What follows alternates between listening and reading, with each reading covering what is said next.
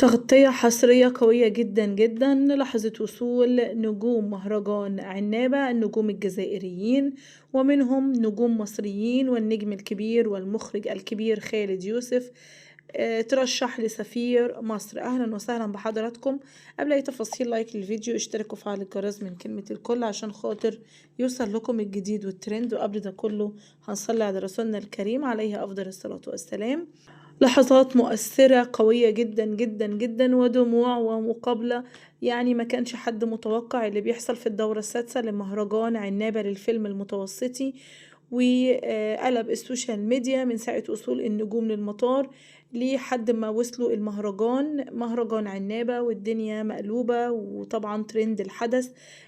طبعا حضراتكم عارفين ان كل جديد وحصري بيبقى في مهرجان عنابة، واحنا بنعمل تغطية كاملة وتغطية كبيرة جدا جدا.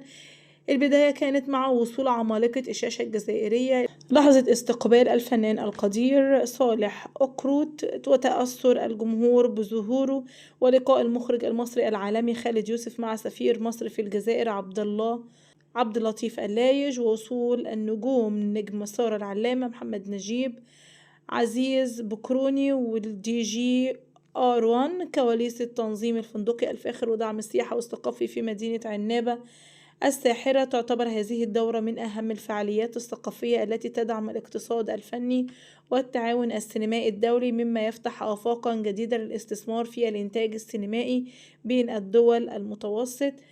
طبعا مهرجان عنابة بيتصدر مواقع التواصل الاجتماعي وتفاصيله كتير جدا جدا. تابعوني، واحنا كل يوم بنقول لكم تغطية حصرية وتغطية مميزة. ما تنسوش دعمكم الدائم للقناة، ومع السلامة.